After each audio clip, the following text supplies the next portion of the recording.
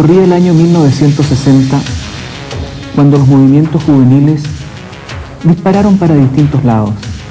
Algunos siguieron al Che Guevara, el Che que murió allá en Bolivia.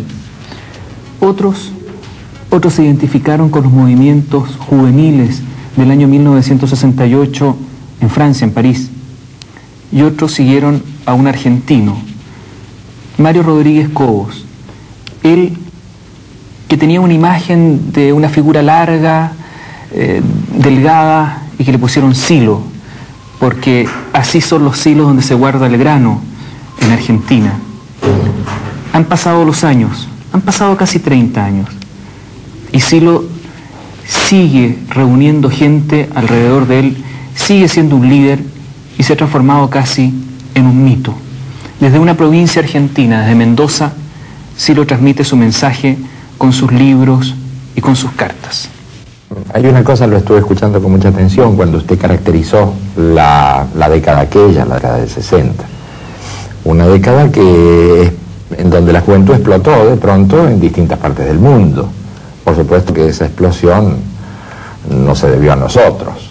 En distintas partes del mundo iba explotando este fenómeno juvenil contestatario. Por algún motivo una generación se despertó y empezó a presentar su propuesta de distintos modos, como explicó usted.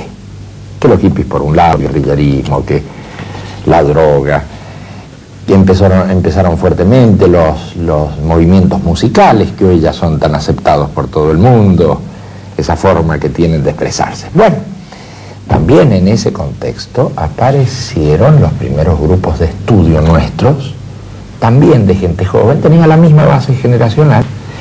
Aparecieron esos grupos de estudio donde yo y otros amigos dijimos, esto se está complicando, ¿cómo será esta crisis que está viviendo el mundo? ¿Cómo será la crisis que tenemos todos nosotros? Tenemos que estudiarlo, tenemos que comprenderlo, y así se formaron los primeros grupos de lo que luego en el tiempo iba a ser el movimiento humanista. Cuando estos grupos nuestros empiezan a convertirse en movimiento y dan algún tipo de respuesta frente a esta cosa informe que era el hipismo y que eran esos fenómenos, claro, lo que más se caracterizaban eran los grupos nuestros, que tenían esa especie de consistencia, esa especie de militancia. Entonces a ellos empiezan a atribuírsele todo tipo de maldades. Pero claro, no podía ser que fueran al mismo tiempo de derecha, izquierda, hippie, en fin, todo lo que pasaba junto se lo adosaban a este pequeño movimiento. Yo diría, si se me preguntara qué tal estuvieron ustedes, que eran los jóvenes de aquella época, yo diría, por lo menos en lo que hace a nosotros. Yo no puedo responder ni por los hippies, ni por los guerrilleristas, yo puedo responder por lo que nosotros hicimos, y puedo decir, con cierta pena, que nosotros no consideramos haber cometido errores de juventud, ni renegamos de nuestro pasado. ¿No reniega de nada? Por lo pronto, en lo que hace a todo esto, nos sentimos que teníamos razón. ¿De qué se arrepiente? Tal vez de no haber podido canalizar una cantidad de fermentos sociales que en aquella época ya estaban tal vez listos como para haber tomado una dirección más positiva. ¿Qué quedó del hipismo? ¿Qué quedó del guerrillerismo a la usanza de entonces? ¿Qué quedó de las búsquedas místicas a Katmandú? ¿Cómo siguió desarrollando eso? Hubo mucha gente que siguió Silo y ahora es empresaria y se olvidó. Sin duda, pero la diferencia... Y no quieren acordarse que pertenecieron al movimiento. Seguro, pero la diferencia está en que el movimiento sigue y crece y se desarrolla en el mundo. Esa es una gran diferencia. También en su origen debe haber habido grandes diferencias con los otros.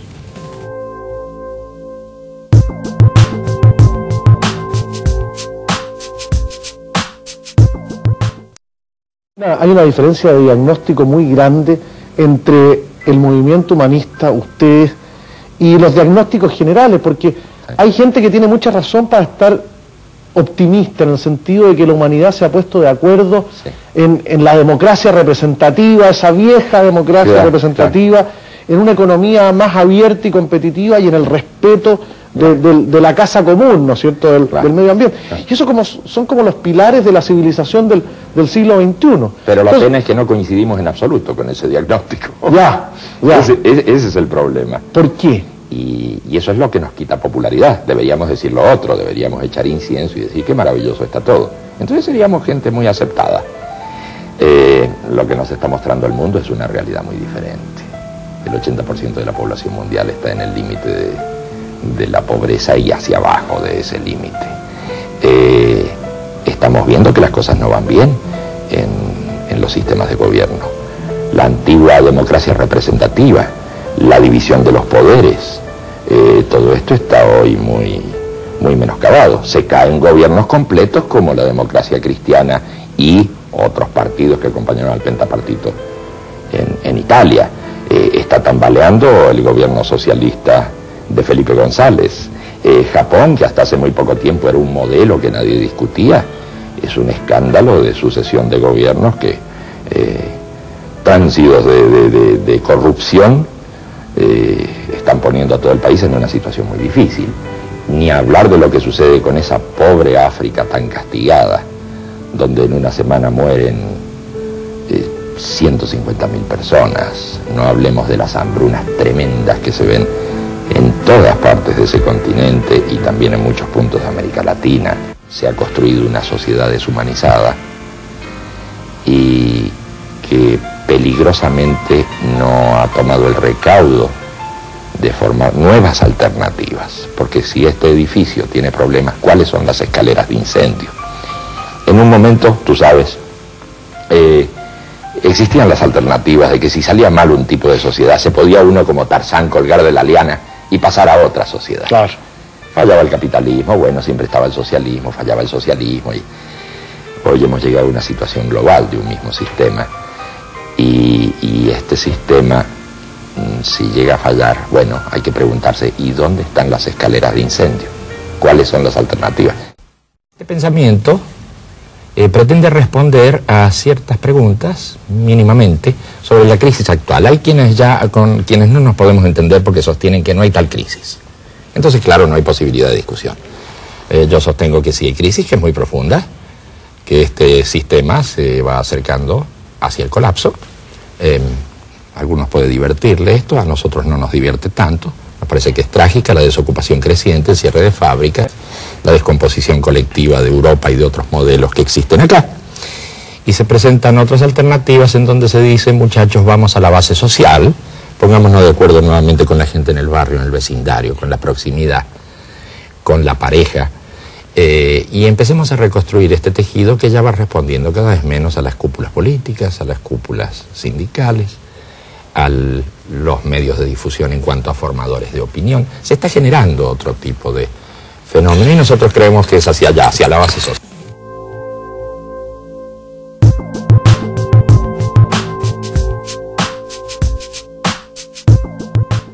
Usted dice la democracia formal se ha desestabilizado, no sirve, se terminó la democracia de la representatividad y usted propone la democracia real. Me interesa que usted me defina, uno, ¿en qué consiste la democracia real? Y dos, si ustedes no creen en la democracia formal, ¿por qué el Partido Humanista, que se inspira en usted, participó en las elecciones del 93 en Chile y participa en el fondo aspirando a estar en el Parlamento en esta democracia formal? Bien, en cuanto a la primera cosa, las bases de una república son la representatividad, la separación de poderes y el respeto por las minorías. Ya.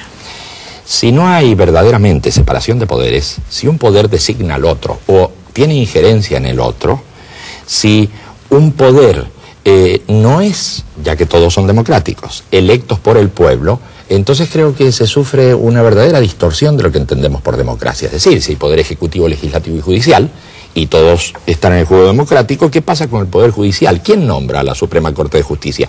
¿El pueblo por votación directa? ¿Usted propugna que los jueces sean nombrados por votación universal y directa? Sin duda.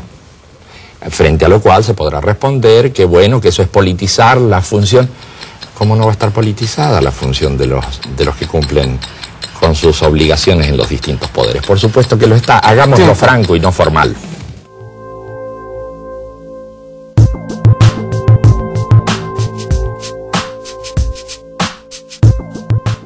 ¿Usted es partidario de la economía libre, como se conoce en el mundo occidental? No, de ninguna manera. ¿Cómo debería ser la economía? Por lo pronto no creo que sea libre. Por lo pronto esto de jugar, de que hay leyes de mercado y demás, esas leyes de mercado no existen. Lo que existe es la regulación de distintos grupos de intereses que en ocasiones abren una válvula, en otras la cierran. De ninguna manera creo que el uso excesivo de la palabra libertad, liberalismo, todo eso es bastante tramposo y que las cosas no son así en absoluto, están inducidas por los grupos financieros. En una empresa cualquiera, la ganancia es para el capital y el salario o el sueldo es para el trabajador. Ahora bien, si esa ganancia es para el capital, es precisamente porque se tiene la concepción de que el que arriesga es el capital.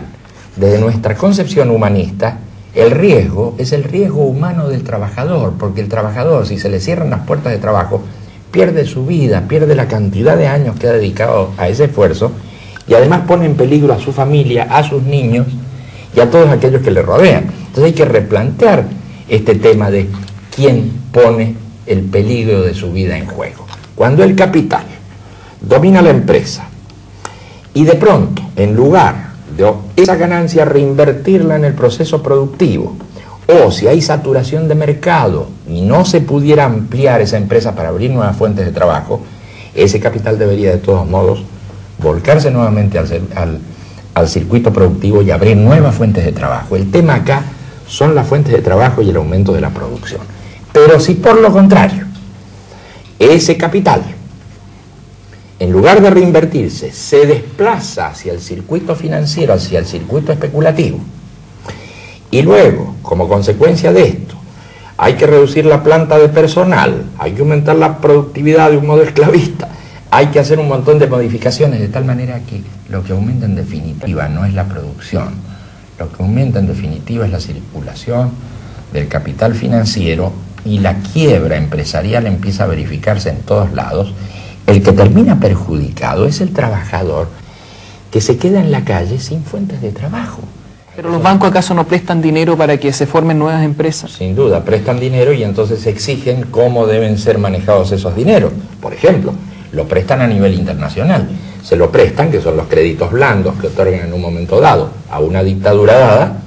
Esa dictadura contrae deudas con el Fondo Monetario Internacional o con la banca internacional, no el pueblo. Y entonces, claro, llega el momento en que hay que responder a esa deuda. Claro, las cosas van cambiando porque se cambia la tasa de interés.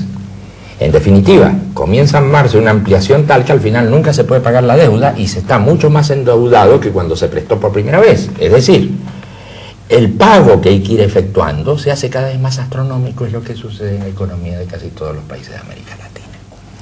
Esto es una situación grave porque entonces la banca, en lugar de propiciar el desarrollo de los países, está succionando los recursos de cada país, con lo cual, aunque aparezcan ciertos desarrollos y ciertos avances más o menos visibles en los centros de las capitales importantes, en realidad lo que va ocurriendo es que se van empobreciendo las capas bajas de la población, mientras ese 20% aumenta sus ganancias y por supuesto el capital. ¿Cómo se modifica esto? ¿Con leyes? ¿Se prohíben los bancos? ¿Se eliminan los bancos? ¿Se restringe la actividad de los bancos? Porque, no, estas soluciones no pueden ser puntuales. A ver, pregunto yo. Estas no pueden ser puntuales. Si un partido humanista fuera gobierno y tuviera entonces todo el poder, porque tiene mayoría parlamentaria, y tuviera todo el poder para modificar el estado de cosas en un país, ¿qué es lo que harían? ¿Elimina los bancos? No, utiliza los bancos para que presten sin usura. Acá hay que empezar a revalorizar el valor del trabajo. Acá creo yo que va a haber una gran discusión. Eso lo dice todo el mundo, lo dicen los empresarios. Y me parece muy bien, va a haber que hacerlo entonces, porque todavía no se hace. Entonces, si los empresarios están diciendo eso, enhorabuena, empecemos la discusión.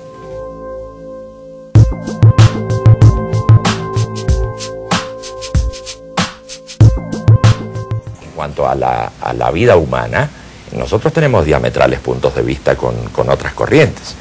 Hay corrientes que sostienen que el ser humano nace en el mismo momento, es decir, toma existencia en el mismo momento en que se gesta. En la concepción. Claro, para nosotros no es así. La concepción de la Iglesia Católica. Claro, para nosotros no es así. ¿No? ¿Cuándo? No, de ninguna manera, en el momento del nacimiento. En el momento en que el ser humano se manifiesta en el mundo, es decir, de acuerdo a nuestra concepción teórica de que el ser humano es un ser abierto al mundo y a la sociedad, en ese momento se produce el nacimiento. O sea, en el mes, en los 8 meses, 28 días no hay vida. Sí que hay vida, pero no estamos hablando de vida humana. No hay un ser humano. El ser humano se va constituyendo y el ser humano es un ser histórico y no un ser con naturaleza. ¿Pero qué diferencia tiene el ser de lo que nació al ser que tiene un día? Cambió de medio. Y el cambiar de medio lo hace de un ser humano a un ser animado, sencillamente. No, lo hace un proyecto humano en todo caso. Es un ser animal que puede convertirse o no en ser humano. Pero el nacimiento para nosotros es la parte fundamental de cambio de medio, en donde el ser humano se abre al mundo en el momento de nacer. Pero entonces, bajo esa óptica, sí, sería perfectamente justificable el aborto en cualquiera de las etapas del embarazo, ya que no estaríamos en presencia de un ser humano. Así es. Y si lo que estamos preservando es el valor de la vida, de acuerdo a su teoría, no hay vida. Sí que hay vida, no hay vida humana, no hay vida humana, no hay un ser humano.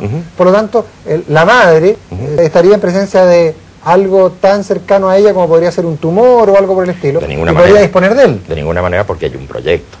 Toda madre que quiere tener un niño está pensando en un proyecto de vida. Y la que no quería, el embarazo no deseado. Y la que no quería, tendremos que ver qué es lo que dice la madre. Y tendremos que llamar a un gran debate. Y las mujeres tienen que ocupar el lugar central de ese debate en torno a estos problemas. Yo creo que estas cosas no hay que ocultarlas. Hay líderes que están a favor del aborto en determinadas circunstancias, hay otros que están a favor del divorcio, hay otros que también hablan en contra de en favor de la familia o de esta familia real, como usted la llama. Claro. Bueno, pero ¿en qué se diferencia usted de esos líderes? Le digo esto, y es cierto lo que dice, pero yo también lo he visto, lo he observado. A veces me parece que mucha gente que coincide con el punto de vista de uno no coincide en otros puntos. ¿Por qué sí en unos puntos y por qué no?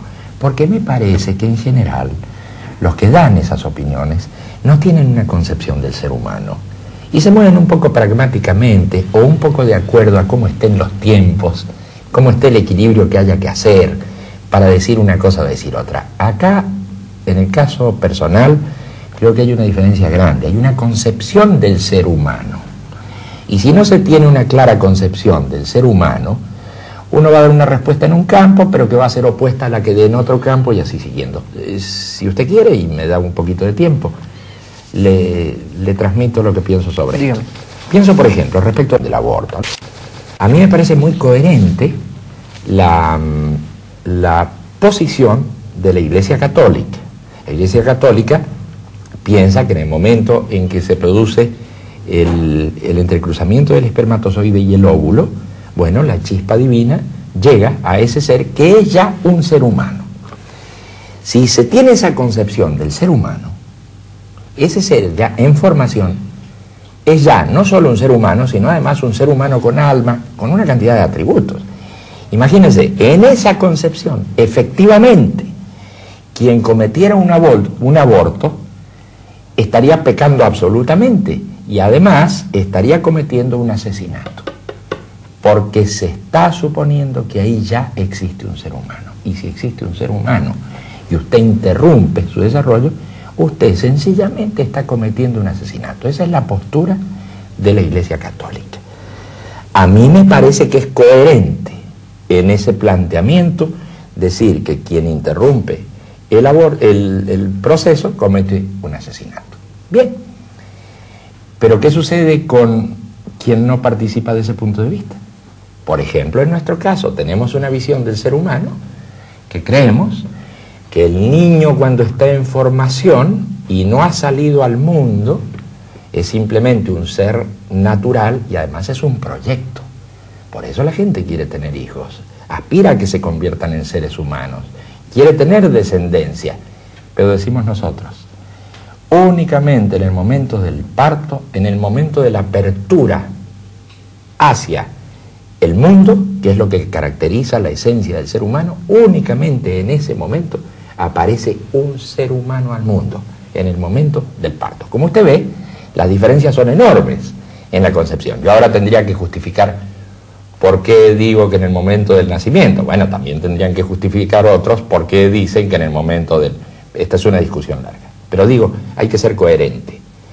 La concepción que nosotros tenemos del ser humano nos permite decir cosas de ese tipo, nos permite decir que las instituciones son históricas, que esa supuesta permanente institución de la célula fundamental de la sociedad no es tan permanente y no es natural, sino que es histórica, nos permite decir que las voluntades son las que importan, porque son las que dan la dirección a los actos humanos y que entonces en un momento nos ponemos de acuerdo y en otro si estamos en desacuerdo hay que solucionar estas cosas. Es la concepción del ser humano.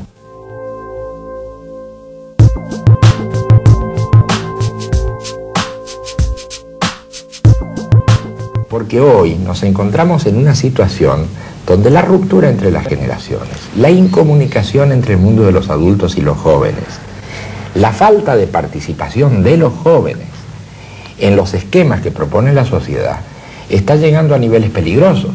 Si toda una generación no participa en ese esquema, la cosa puede complicarse porque se traban los mecanismos y además porque se pueden intentar otras formas de participación de lo más violentas. Yo decía que era importante comprender aquella época porque al comprenderla bien nos ayudaría a ver la situación de hoy, donde aquella ruptura generacional que se produjo, donde los palos que recibieron los jóvenes, en todo sentido,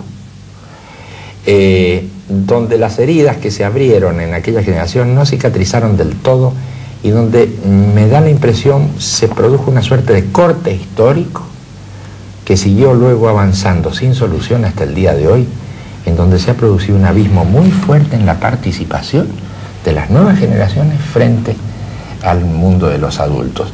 Por eso yo digo que no estuvo bien interpretado, bien realizado, bien entendido, no ayudó a entender este proceso el haber disparado una actividad histérica frente a la contestación de los jóvenes que se expresaban bien o mal, pero empezaban a expresarse en un mundo, era un mundo joven que se abría. Eso no se interpretó correctamente y eso ha traído consecuencias hasta el día de hoy. Acá hay un problema de fondo más que de análisis intelectual. Yo recuerdo las últimas palabras de Willy Brandt, que fue un gran político y un hombre además de mucho coraje cívico. Estaba él por morir, sí llegaron algunos periodistas a verlo. Y le dijeron, hace poco tiempo de esto, y le dijeron, oiga, ¿cómo interpreta usted este neonazismo en la Alemania que usted ha querido tanto, por la que sufrió tanto? ¿Cómo es que las nuevas generaciones, los jóvenes, empiezan de nuevo con el neonazismo, con la barbarie, con todas estas cuestiones? Y el pobre Willy Brandt dijo, no dio la explicación que hubiera dado un político. Y es bueno porque cada vez reciben menos sueldo, o hay desalojo, o hay... Él le dijo, yo creo que los jóvenes están desesperados. Me pareció una respuesta muy importante. Yo no sé si hay que hacer tanta disección de los jóvenes. Yo creo que están en una situación muy difícil y que hay cosas superficiales que los atraen, pero hay cosas más profundas que los atraen, que no es exactamente una cosa etérea, es una cosa de supervivencia, de su propia existencia. ¿Por qué los jóvenes pueden interesarse por este pobre pensamiento nuestro? Porque deben reconocer alguna verdad, no solo racional, sino vital, alguna verdad en su existencia, en todo lo que... ¿Desde cuánto tiempo, cuántos años que están desesperados? ¿Cuántas décadas que están desesperados? Sí, hace tiempo, pero ahora es serio.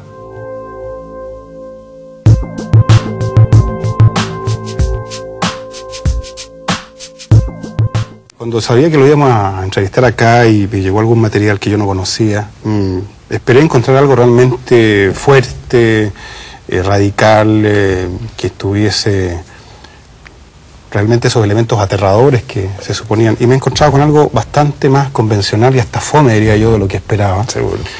No vi ninguna cosa que pudiéramos calificar de extraordinaria en términos de hacer un llamamiento a algo insólito.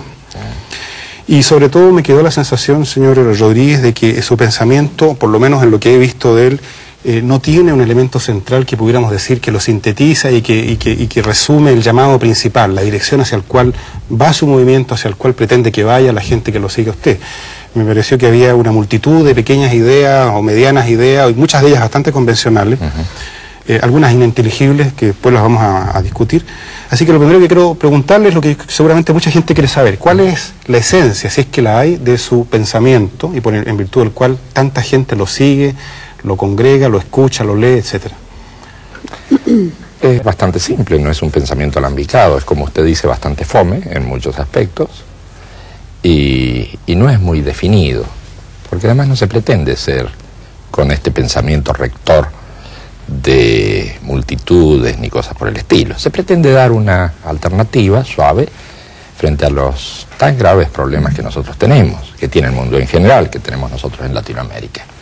En definitiva, que una de las cosas centrales que tiene este pensamiento es que, bueno, hay una visión del ser humano, que es un ser abierto al mundo, un ser en constante cambio, que es histórico, que no tiene naturaleza, lo cual trae algunas discusiones luego a la hora concreta de ver cuándo nace uno y cuándo no nace y cosas por el estilo. Es un pensamiento que es bastante historicista, en el sentido de que cree en los cambios, no cree en las instituciones fijas. Podría decirle que como idea ética principal está aquello de trata a los demás como quieres que te traten y todo va a marchar mejor. Eso parece que se ha dicho antes. Sí, 2000 años antes de Cristo ya empezó a decirse, sin duda. El acento siempre estuvo puesto en la capacidad de evolución personal para ir transformando desde ahí a la sociedad. Claro, sin duda.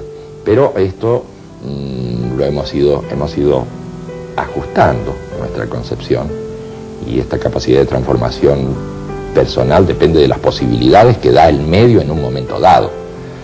Porque si te tienen oprimido, te tienen en pésimas condiciones, si estás bordeando la inanición, si se cierran las fuentes de trabajo, si no tienes salida laboral, si te sucede todo eso, también las posibilidades de mejoramiento personal disminuyen mucho. Entonces nosotros creemos que es muy importante la transformación social, al par que la transformación personal.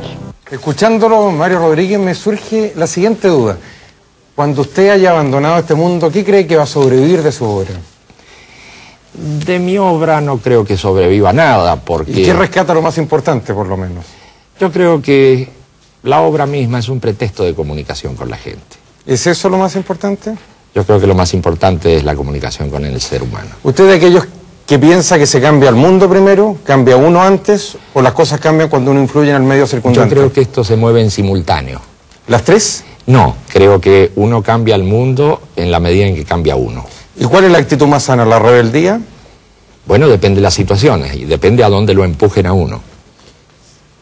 No me está diciendo absolutamente nada. Bueno, ¿usted qué dice? Que yo debería contestarle cuál es la actitud más sana, sí, cambiar porque uno el tiene mundo, una cambiar actitud uno. frente a las cosas. ¿Cuál es su actitud? Mi actitud es, como dijo un periodista por ahí, ya es verdadero, es pesimista en lo táctico, pero es optimista en lo estratégico. Quiero decir, me parece que tenemos problemas, pero vamos avanzando.